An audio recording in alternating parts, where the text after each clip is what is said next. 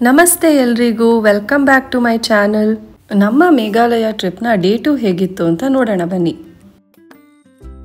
Kaziranga national ಪಾರ್ಕಿನ ಪ್ರಾಣಿಗಳೆಲ್ಲ ನೋಡಿದ್ಮೇಲೆ ನಾವು ನಂತರ ಶಿಲಾಂಗಕ್ಕೆ ಬಂದ್ವಿ. ಯಾರೆಲ್ಲ ಡೇ 1 ವಿಡಿಯೋ ಮಿಸ್ ಮಾಡ್ಕೊಂಡಿದ್ದೀರಾ ಈಗಲೇ ಒಂದ್ಸಲ ಹೋಗಿ ನೋಡಿ. ಶಿಲಾಂಗ್ ಒಂಥರ ನಮ್ಮ ಮೈಸೂರು ಥರ ಅನ್ಕೋಬೋದು. ಟಿ ಒಳಗಡೆನೆ ಕೂತ್ಕೊಂಡು ಸಿಟಿಯೆಲ್ಲ ನೋಡ್ಕೊಂಡು ಬಂದಾಗ ಅನ್ನಿಸ್ತು ಇದೊಂಥರ ನಮ್ಮ ಮೈಸೂರು ಥರನೇ ಇದೆ ಅಂತ, ಅದಕ್ಕೆ ಹೇಳ್ದೆ. ಬೈ ದ ವೇ, ನೀವು ನೋಡ್ತಾ ಇರೋ ಅಂಥ ಜಾಗನ ಲ್ಯಾಟ್ನಮ್ ಕ್ಯಾನಿಯನ್ ಅಂತ ಕರೀತಾರೆ. ಈ ಜಾಗ ತುಂಬಾನೇ ಅದ್ಭುತವಾಗಿತ್ತು. ಸುತ್ತಮುತ್ತ ಎಲ್ಲಿ ನೋಡಿದ್ರು ಬೆಟ್ಟ ಗುಡ್ಡಗಳಿಂದನೇ ತುಂಬಿತ್ತು. ಅತಿ ಸುಂದರವಾದಂತಹ ಜಾಗ ಅಂತಾನೆ ಹೇಳ್ಬೋದು. ಈ ಜಾಗಕ್ಕೆ ಒಂದು ಸಣ್ಣ ಪುಟ್ಟ ಕತೆ ಇದೆ. ಅದೇನಂದ್ರೆ, ಕಾಜಿ ಅನ್ನೋ ಕಾಡು ಜನಾಂಗ ಹಲವು ವರ್ಷಗಳ ಹಿಂದೆ ಇಲ್ಲಿ ನೆಲೆಸಿದ್ರು. ಅವ್ರಿಗೆ ಈ ಬೆಟ್ಟ ಗುಡ್ಡಗಳ ನಂತರ ಯಾವುದೇ ಆದಂತಹ ಪ್ರಪಂಚ ಕಾಣ್ತಾ ಇರಲಿಲ್ಲ. ಅದಕ್ಕೆ ಅವರೆಲ್ಲ ಇದನ್ನ ಎಂಡ್ ಆಫ್ ದ ವರ್ಲ್ಡ್ ಅಂತ ಅನ್ಕೊಂಡಿದ್ರು. ಹಾಗೇನೆ ಈ ಹೆಸರು ಏನು ಬಂದಿದೆ ಲ್ಯಾಟ್ನಮ್ ಕ್ಯಾನಿಯನ್ ಅಂತ, ಇದರ ಮೀನಿಂಗು ಸಹ ಎಂಡ್ ಆಫ್ ದ ಹಿಲ್ಸ್ ಅಂತ. ಸೊ ಎಷ್ಟೋ ವರ್ಷಗಳ ಕಾಲ ಕಾಜಿ ಅನ್ನೋ ಕಾಡು ಜನಾಂಗ ಇಲ್ಲೇ ನೆಲೆಸಿತ್ತು. ಅವ್ರಿಗೆಲ್ಲ ಇದೇ ಎಂಡ್ ಆಫ್ ದ ವರ್ಲ್ಡ್ ಆಗಿತ್ತು. ಒಂದ್ ಕಾಲದಲ್ಲಿ ನಮ್ಮ ಜನ ಎಷ್ಟು ಮುಗ್ಧರಾಗಿದ್ರಲ್ವಾ, ಈ ಕತೆ ಕೇಳಿ ನನಗೂ ಹಾಗೆ ಅನ್ನಿಸ್ತು. ಇಲ್ಲಿಗೆ ನಾವು ಬಂದು ಇಳಿದಾಗ ಆಲ್ಮೋಸ್ಟ್ 10 ಡಿಗ್ರೀಸ್ ಇತ್ತು ಅನ್ಸುತ್ತೆ. ತುಂಬಾನೇ ಚಳಿ ಆಗ್ತಿತ್ತು. ನಾವೆಲ್ಲ ಥರ್ಮಸ್ ತೊಗೊಂಬರ್ಬೇಕಿತ್ತು ಅಂತ ಅನ್ಕೋತಿದ್ವಿ, ಅಷ್ಟು ಚಳಿ ಆಗ್ತಿತ್ತು. ಇಲ್ಲಿನ ಪ್ಯಾರಾನಾಮಿಕ್ ವ್ಯೂನ ಎಂಜಾಯ್ ಮಾಡಿದ ನಂತರ ನಾವೆಲ್ಲ ಒಂದು ಸ್ವಲ್ಪ ಚಾಯ್ ಎಲ್ಲ ಕುಡಿದ್ವಿ. ಅಷ್ಟೇನು ಚೆನ್ನಾಗಿರಲಿಲ್ಲ, ಬಟ್ ತುಂಬ ಚೆನ್ನಾಗಿ ವ್ಯೂ ಇತ್ತು.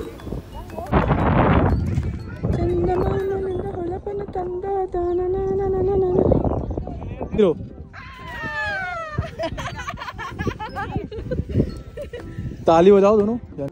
ಏನು ಅರ್ಥವೇ ಆಗ್ತಿಲ್ವೇ ಈ ಕೇಸು? ಎಳೆ ಮಗು ಆಗಿದ್ದಿದ್ರೆ ಓಕೆ, ಏನಿದು ಏನೋ ಗೊತ್ತಾಗ್ತಿಲ್ಲಪ್ಪ, ಗೊತ್ತಿಲ್ಲ, ಈ ಅರ್ಥ ಆಗ್ತಿಲ್ಲ.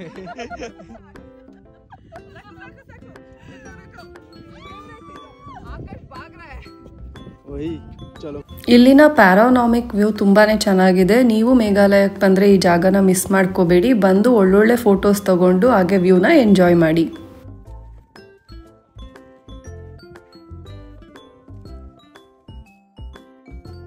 ಆಮೇಲೆಲ್ಲ ಸ್ವಲ್ಪ ಆಟ ಆಡಿಕೊಂಡು ಎಲ್ಲ ಊಟಕ್ಕೆ ಬಂದ್ವಿ. ಸೊ ಇಲ್ಲಿ ನಾವು ಕೂತ್ಕೊಂಡು ಊಟ ಮಾಡ್ತಾ ಇದ್ವಿ ಆ್ಯಕ್ಚುಲಿ. ಸೊ ಸುತ್ತ ಹೀಗೆ ಕಾಣ್ತಾ ಇತ್ತು. ಸೊ ಒಟ್ನಲ್ಲಿ ವೆದರ್ ತುಂಬ ಅನ್ಪ್ರಿಡಿಕ್ಟಬಲ್ ಮೇಘಾಲಯದಲ್ಲಿ. ಒಂದ್ಸತಿ ತುಂಬ ಚಳಿ ಆದರೆ ಒಂದ್ಸತಿ ತುಂಬಾ ಸೆಕೆ ಆಗ್ತಿತ್ತು.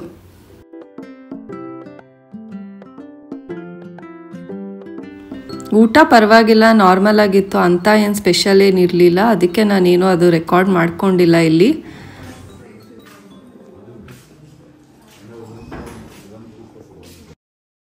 ಬೈ ದ ವೇ, ನನಗೆ ಸ್ವಲ್ಪ ಐ ಇನ್ಫೆಕ್ಷನ್ ಆಗಿ ಕ್ಯೂ ಬರ್ತಾ ಇತ್ತು.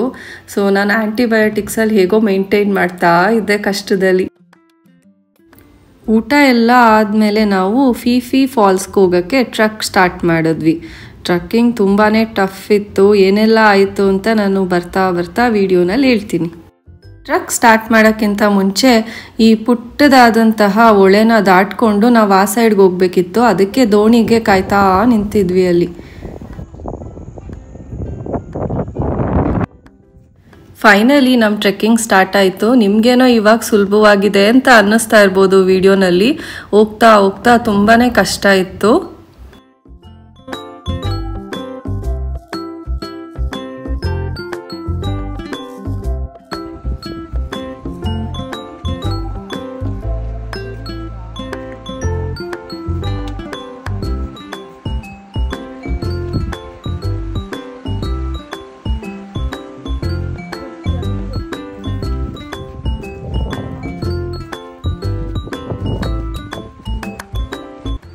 ಯಾರೆಲ್ಲ ಮೇಘಾಲಯಕ್ಕೆ ಪ್ಲ್ಯಾನ್ ಮಾಡ್ತಾ ಇದ್ದೀರಾ, ನೀವೆಲ್ಲ 1 ಪೇರ್ ಆಫ್ ಟ್ರೆಕ್ಕಿಂಗ್ ಶೂಸ್ ಇಟ್ಕೊಳ್ಳಿ, ತುಂಬಾ ಹೆಲ್ಪ್ಫುಲ್. ಹಾಗೆಯೇ ರೈನ್ ಕೋಟ್ ಇಟ್ಕೊಳ್ಳಿ, ಯಾಕೆಂದರೆ ತುಂಬಾ ಅನ್ಪ್ರಿಡಿಕ್ಟಬಲ್ ವೆದರ್. ಸಡನ್ನಾಗಿ ಮಳೆ ಬಂದುಬಿಡುತ್ತೆ. ಸೊ ನಾವೆಲ್ಲ ಹಿಂಗೆ ಟ್ರೆಕ್ಕಿಂಗ್ ಹೋಗಬೇಕಾದ್ರೆ ಎಲ್ಲರೂ ರೈನ್ ಕೋಟ್ ಇಟ್ಕೊಂಡಿದ್ರು. ನಾನು ತೊಗೊಂಡು ಬಂದಿರಲಿಲ್ಲ. So one of the lesson actually, rain coat must actually ನೀವು ಮೇಘಾಲಯಕ್ಕೆ ಹೋಗ್ತಾ ಇದ್ರೆ. ಹಾಗೆ ಅಂಬ್ರೆಲಾನು ಕ್ಯಾರಿ ಮಾಡಿ, ಒಳ್ಳೆಯದು. ಸೊ ಇದೆಲ್ಲ ನೀವು ಇಟ್ಕೊಳ್ದಲೆ ಅಂತೂ ಮೇಘಾಲಯಕ್ಕೆ ಹೋಗಬೇಡಿ, ಬಿಕಾಸ್ ಅಲ್ಲಿ ಎಲ್ಲ ಫಾಲ್ಸ್ಗೆ ಹೋಗ್ಬೇಕಾದ್ರೂ ನೀವು ಸ್ವಲ್ಪ ಟ್ರೆಕ್ ಮಾಡಿಕೊಂಡೇ ಹೋಗಬೇಕು. ಹಾಗೆಯೇ ವೆದರ್ ತುಂಬ ಅನ್ಪ್ರೆಡಿಕ್ಟಬಲ್ ಆಗಿರುತ್ತೆ, ತುಂಬ ಸೆಕೆನೂ ಆಗ್ಬೋದು, ತುಂಬ ಚಳಿನೂ ಆಗ್ಬೋದು, ಹಾಗೆ ಮಳೆನೂ ಬರ್ಬೋದು. ಅದಕ್ಕೆ ಇದೆಲ್ಲ ನೆಸೆಸರಿ ಐಟಮ್ಸ್.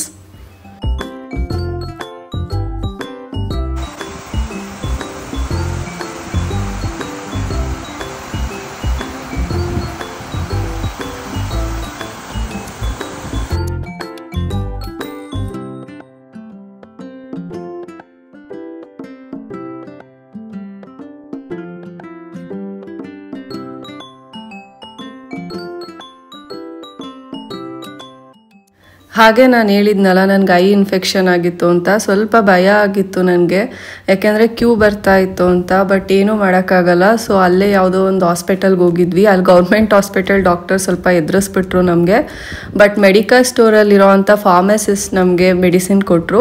ಅವ್ರು ಕಾನ್ಫಿಡೆಂಟಾಗಿ ಹೇಳಿದ್ರು ಒಂದು 3 ಡೇಸಲ್ಲಿ ಹೋಗುತ್ತೆ ಅಂತ. ನಾನು ಯಾವುದೋ ಒಂದು ದೇವ್ರ ಮೇಲೆ ನಂಬಿಕೆ ಇಟ್ಕೊಂಡು ಅದೇ ಆ್ಯಂಟಿಬಯೋಟಿಕ್ಸ್ನ ಯೂಸ್ ಮಾಡಿಕೊಂಡು ನಾನು ಕ್ಯೂರ್ ಆಯಿತು 3 ಡೇಸಲ್ಲಿ. ನನ್ನ ಫ್ರೆಂಡ್ಸ್ ಎಲ್ಲ ತುಂಬ ಸಪೋರ್ಟಿವ್ ಆಗಿದ್ರು ಆ ಟೈಮಲ್ಲಿ. One big thanks to them.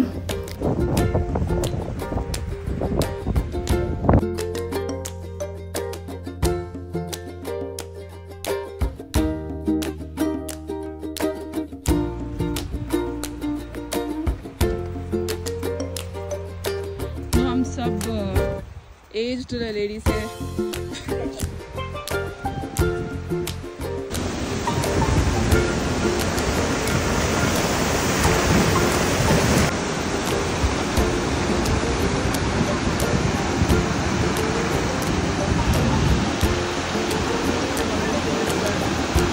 ಇಲ್ಲಿಂದ ಟ್ರೆಕ್ಕಿಂಗ್ ತುಂಬಾ ಕಷ್ಟ ಇತ್ತು. ಸೊ ಯಾಕೆಂದರೆ ಈ ಬ್ಯಾಂಬೂ ಏನು ಸ್ಟೆಪ್ಸ್ ಹಾಕಿದ್ದಾರೆ ಅದು ಅಷ್ಟೊಂದು ಸ್ಟ್ರಾಂಗ್ ಆಗಿರಲ್ಲ, ಯಾವಾಗ ಬೇಕಾದ್ರೂ ಮುರಿದು ಬೀಳ್ಬೋದು, ತುಂಬಾ ಮಳೆ ಬರ್ತಿರುತ್ತೆ. ಹಾಗೆಯೇ ಕರೆಕ್ಟಾಗಿರೋವಂಥ ಪಾತ್ ಇರಲ್ಲ, ಕಲ್ಲು ಯಾವುದು ಸ್ಟ್ರಾಂಗ್ ಇದೆ ಅಂತ ನೋಡಿಕೊಂಡು ಅದ್ರ ಮೇಲೆ ಕಾಲಿಟ್ಟು ನೀವು ಮುಂದಕ್ಕೆ ಹೋಗಬೇಕು.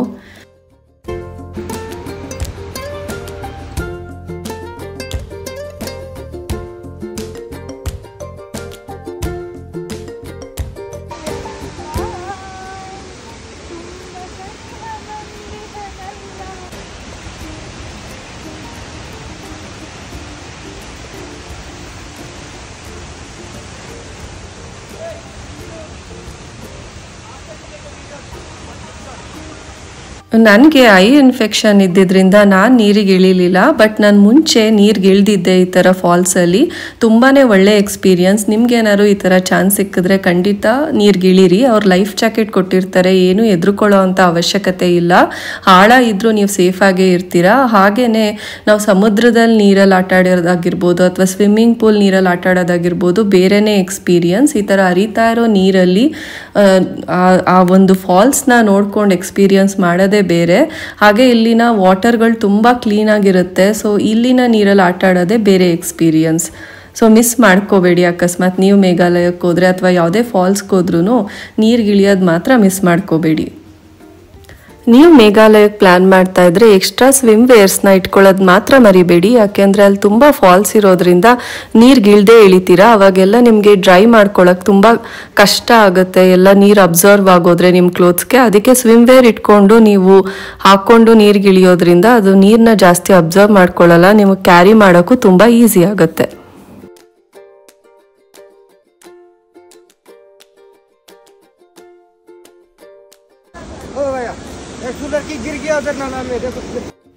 ಇಲ್ಲಿ ಕೇಳಿಸ್ಕೊಂಡ್ರಲ್ಲ, ಆ್ಯಕ್ಚುಲಿ ಅವ್ರು ಹೇಳಿದ್ರು ಯಾರೋ ನಿಮ್ಮ ಫ್ರೆಂಡ್ ಕೆಳಗಡೆ ಬಿದ್ದಿದ್ದಾರೆ ನೋಡಿ ಅಂತ. ನಮಗೆ ಗೊತ್ತಿರಲಿಲ್ಲ ಆವಾಗ ಯಾರು ಬಿದ್ದಿದ್ದಾರೆ ಅಂತ. ಆಮೇಲೆ ಗೊತ್ತಾಯಿತು ನಮ್ಮ ಕ್ಲೋಸ್ ಫ್ರೆಂಡೇ 6 ಫೀಟಿಂದ ಕೆಳಗಡೆ ಬಿದ್ದಿದ್ದು ಅಂತ. ಅವಳು ತುಂಬ ಸ್ಟ್ರಾಂಗ್ ಮೆಂಟಲಿ ಇದ್ದಿದ್ದರಿಂದ ಏನೂ ಆಗಿಲ್ಲ ಅಂತ ನಮ್ಮ ಟ್ರಿಪ್ ಕ್ಯಾಪ್ಟನ್ ಸಹಾಯದಿಂದ ಮೇಲ್ ಬಂದು ಟ್ರಕ್ ಕಂಪ್ಲೀಟ್ ಮಾಡಿದ್ಲು. ಕೈ ಕಾಲೆಲ್ಲ ತರ್ಚೋಗಿತ್ತು. ಅವಳು ಲೆಫ್ಟ್ ಹ್ಯಾಂಡ್ ಕೊಟ್ಟಿದ್ರಿಂದ ಲೆಫ್ಟ್ ಹ್ಯಾಂಡ್ ಪೇಯ್ನ್ ಸಹ ಇತ್ತು ಅವಳಿಗೆ. ಇವಾಗಲೂ ರಿಕವರ್ ಆಗ್ತಾ ಇದ್ದಾಳೆ. ಬಟ್ ಅವಳು ತುಂಬ ಸ್ಟ್ರಾಂಗ್ ಮೈಂಡೆಡ್ ಇದ್ದಿದ್ದರಿಂದ ಪರವಾಗಿಲ್ಲ. ಅದಕ್ಕೆ ಹೇಳೋದು ಮನಸ್ಥೈರ್ಯನೇ ಎಲ್ಲ ಅಂತ. ನಾವು ಯಾವಾಗಲೂ ಪಾಸಿಟಿವ್ ಆಗಿರಬೇಕು. ಸೊ ಅವಳು ಇಡೀ ಟ್ರಿಪ್ಪು ಎಷ್ಟೇ ಗಾಯಗಳಾಗಿದ್ರು ಆರಾಮಾಗಿ ಟ್ರೆಕ್ನ ಕಂಪ್ಲೀಟ್ ಮಾಡಿ ಟ್ರಿಪ್ನು ಸಕ್ಸಸ್ಫುಲ್ಲಾಗಿ ಕಂಪ್ಲೀಟ್ ಮಾಡಿದ್ಲು. ಇದು ನನ್ನ friend Priyanka. So special thanks to her. ಯಾಕೆ ಅಂತಂದರೆ ನಂಗೆ ಐ ಇನ್ಫೆಕ್ಷನ್ ಆಗಿತ್ತು ಅಂತ ಹೇಳಿದ್ನಲ್ಲ, ಅವಾಗೆಲ್ಲ ರೈಟ್ ಪ್ಲೇಸಿಗೆ ಐ ಡ್ರಾಪ್ಸ್ ಹಾಕಿ ತುಂಬಾ ಎಕ್ಸ್ಟ್ರಾ ಕೇರಿಂಗಾಗಿ ನೋಡಿಕೊಂಡ್ಲು. ಹಾಗಾಗಿ ಅವಳಿಗೆ ಸ್ಪೆಷಲ್ ಥ್ಯಾಂಕ್ಸ್.